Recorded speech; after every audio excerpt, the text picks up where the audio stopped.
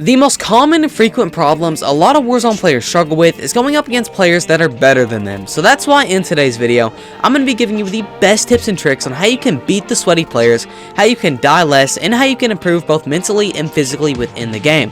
So, if you found this video helpful, make sure you drop a sub down below because it helps the channel out a ton. And make sure you stick around to the end of the video because this video is filled with tons of useful information that can help you improve in Warzone and just have more fun within the game. And with that being said, I'm not going to waste any more of your time, so let's go ahead and jump right into the video. Peace. So when it comes down to winning more gunfights against sweaty players and overall just improving as a player yourself, you need to understand where the majority of sweats like to land. And on Rebirth Island, there are 3 sweaty POIs, that being Control, Headquarters, and Prison. And the reason these 3 POIs are so special and popular among the sweats is because they're a hot drop, because they are in the center of the map. And this means by nature they are going to have a lot of players landing there regardless of skill level. They also have tons of crates around them, and sweats will take massive advantage of this, including myself, because my main drop is Control Center. And whenever a sweat is landing in at one of these 3 POIs, they know they can get a lot of kills quickly, and they know that they can open up a lot of crates and get their loadout down ASAP. And the best way to improve quick and win more gunfights against sweats is to challenge them head on. What I mean by this is land one of these 3 sweaty POIs. Find one that you like and land there every single game. Get comfortable with it. Memorize where all the crates are so you can land there, get loadout down as soon as possible, and then get straight into gunfights, whether it be against sweaty players or not. And the reason I say this is because landing here and going up against these sweaty players, these decent players immediately, is going to help you improve way faster than taking the easy way out and landing somewhere else. So make sure you are landing one of these 3 spots every single game.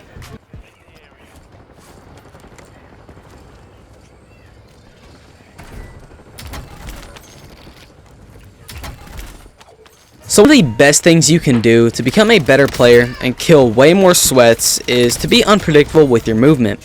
And what this means is to just use movement that people wouldn't expect. And you're going to see it in this gunfight right here. And I'm going to break it down for you. So in this situation, I run out here, and this guy catches me off guard. So I run back in, shut the door, and then immediately re-challenge to throw him off guard. And then I hit a slide, but this slide's different than other slides. I don't cancel it, and you're going to see this right here again. And this gives me a few advantages. Number 1, keeps my FOV open so that he's not so close to me and then I can hit more of my shots. Number 2, it allows me to get a little bit of a speed boost. Instead of canceling it, I get a speed boost and I'm kind of backing up. Number 3, gives me rotational aim assist. And then number 4, and lastly, it lets me play unpredictable. Most people would have canceled their slide, but in that situation, I was able to win it because I turned the situation back around on him by running back in, shutting the door, immediately re-challenging, and then hitting alongside. If I would have canceled it, I probably would have taken way more damage. So in situations like that where you're caught off guard, you have to be unpredictable with your movement, whether it be a long slide or whether it be a jump shot or whether it be a drop shot. Just be as unpredictable with your movement as possible.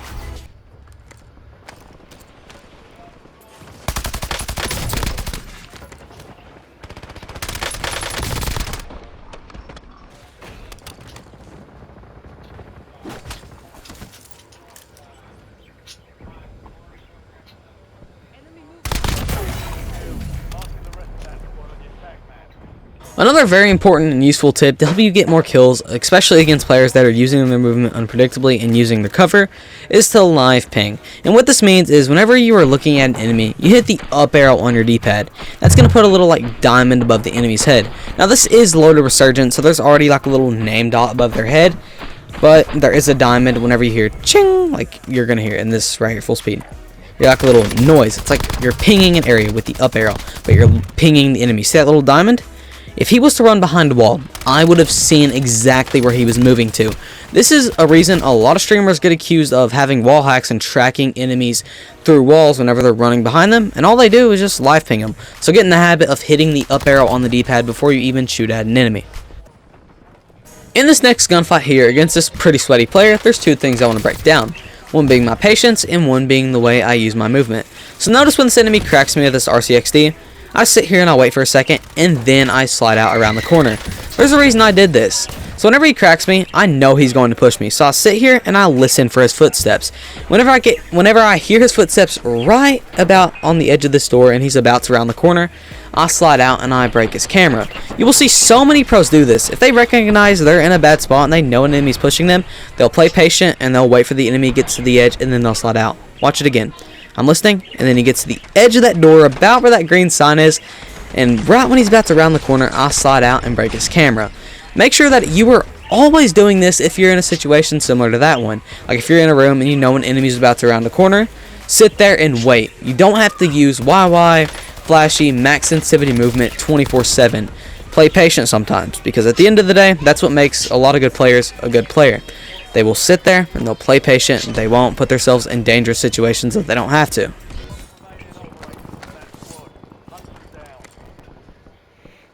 That's not quickly, come on! What? Bro, is that your teammate? Is that your teammate? That was my teammate, yeah. Bro, is that a bot or something? I mean... I don't know. I don't even know if his movement was real. Long enough to know. That's actually wild. Can you just go ahead and Sure. just kill me, please? Sure. I'll make clear teammates fine. No, Okay, not like that! I know it's not the same as it was.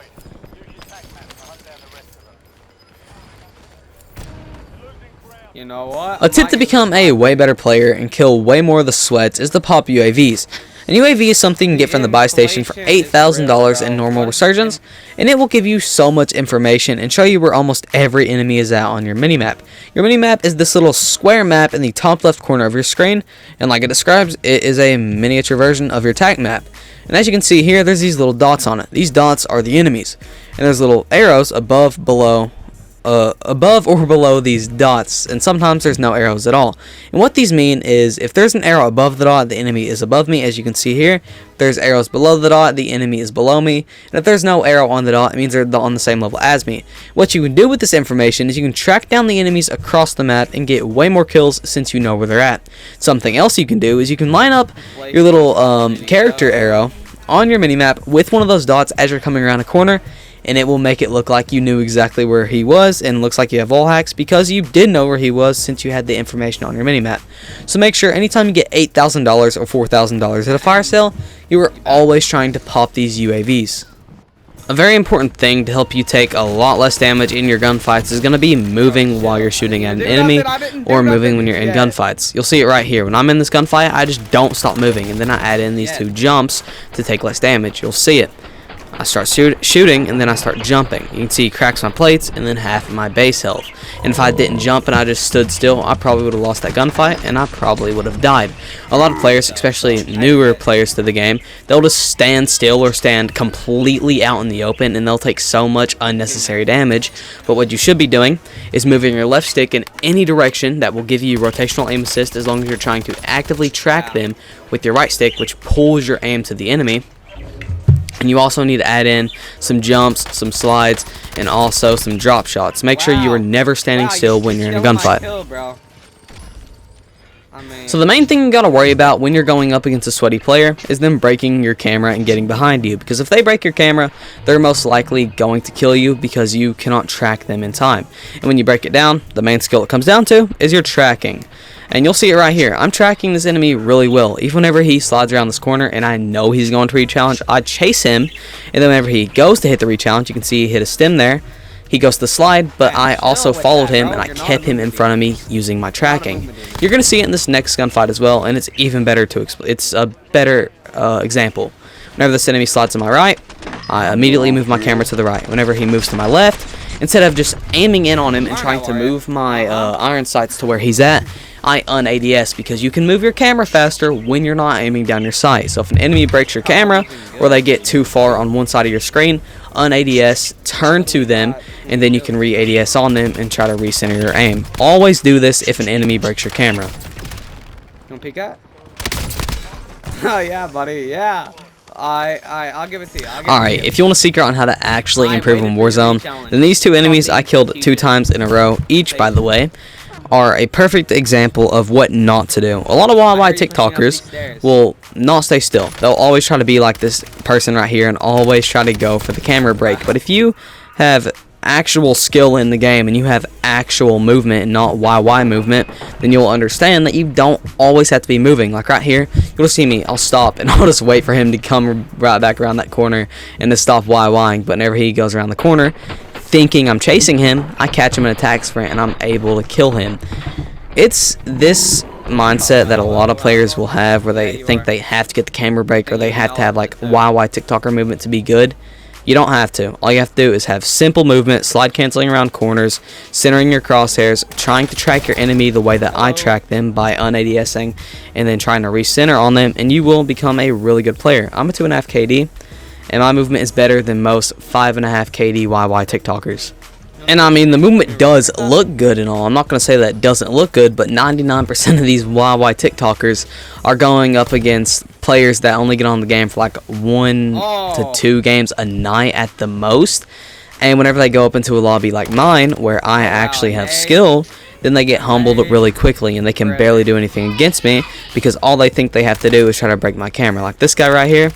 The same guy, but he cannot seem to kill me because why? I keep my movement simple, slide canceling around corners, and I'm able to kill him a 3rd time in a row. So don't be like these 2 enemies that kept trying to break my camera. Keep your movement simple. Neither are you, buddy. I mean, your teammate's gonna be right around this corner. No? Where is he?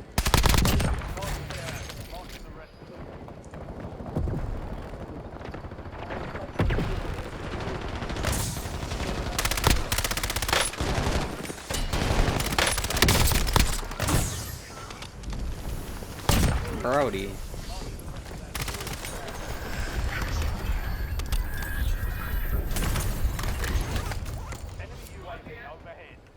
So on like 70 to 75% of my gunfights, I want you to notice something.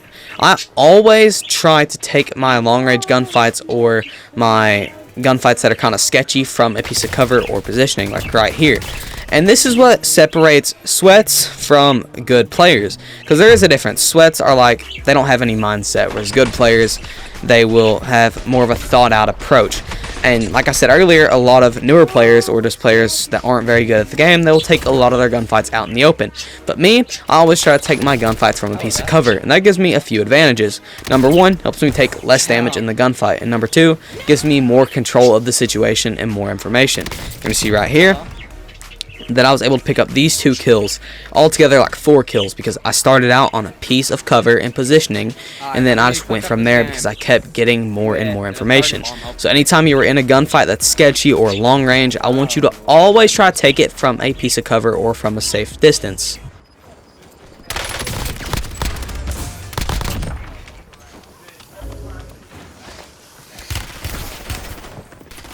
Okay, now you're an actual movement demon.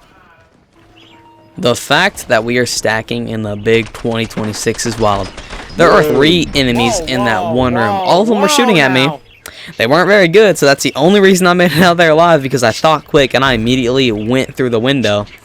But that's just shocking to me that people stack in a game mode like Loaded Resurgence where you always have your loadout. There's like 5 kids in one room. There's, hey, yo, didn't I kill you? Didn't I kill you like 10 times?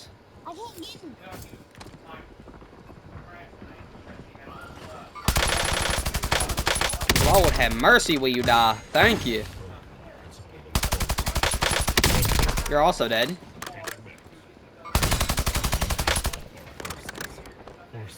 Pull that chute. Pull it. Pull it. Pull it. Pull it. Oh, man.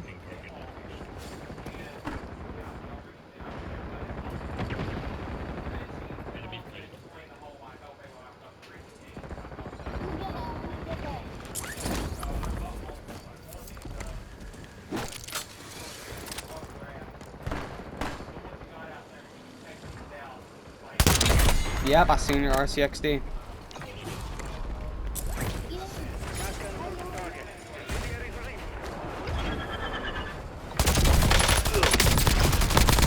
Oh my god, he was on top of the building.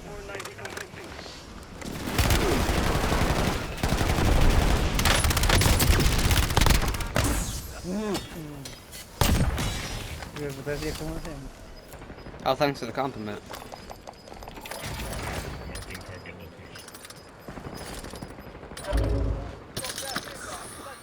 So I covered a lot of small tips on how to beat sweats and just overall improve at the game in this video, but there's also tons of things that I probably missed that I couldn't even think of. But the best thing, and I'm not kidding you when I say the absolute best thing you can do and like mentally know, this is a mental thing, to improve against sweats and overall improve at the game is knowing that sweats play predictable. And what I mean by this is if a pretty sweaty player goes around a corner 99.9% of the time, they are going to instantly re-challenge you. And the best way to combat that is, like I said earlier, is sitting there and playing patient and waiting for them to re-challenge.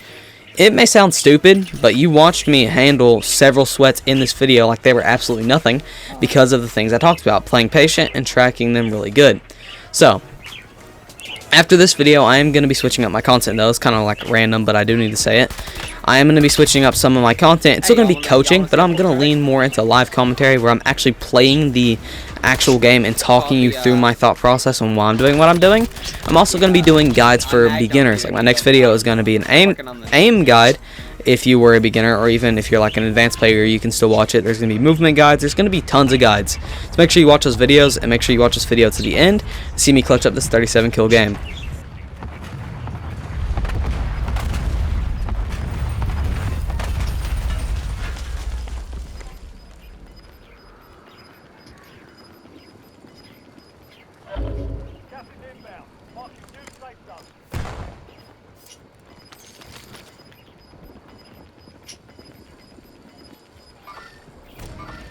Oh wow, I seen that sniper. I seen it, man.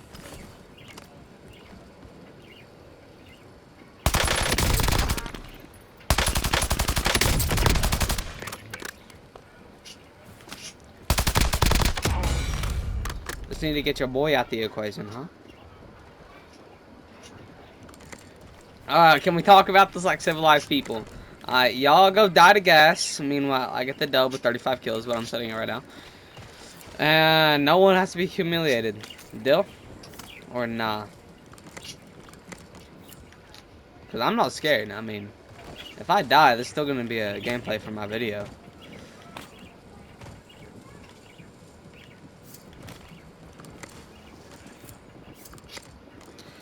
Looks like y'all chose the wrong decision.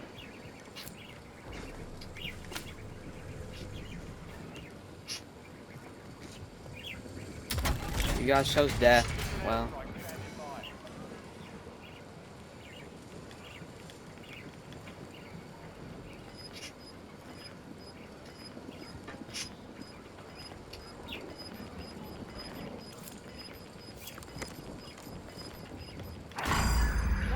Final circle, my boys. Oh, it's a 1v2. You know what, chat?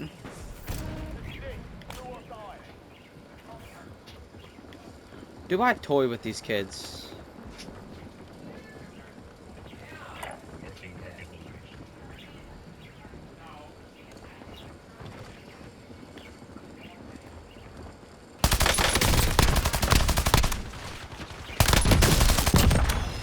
Alright, that's your boy down. Can you get him back? No, you can't, man. Sad to say, but you can't.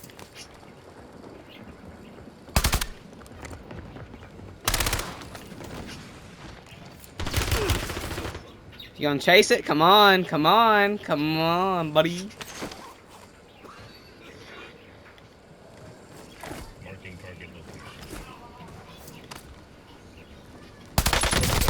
Let's go.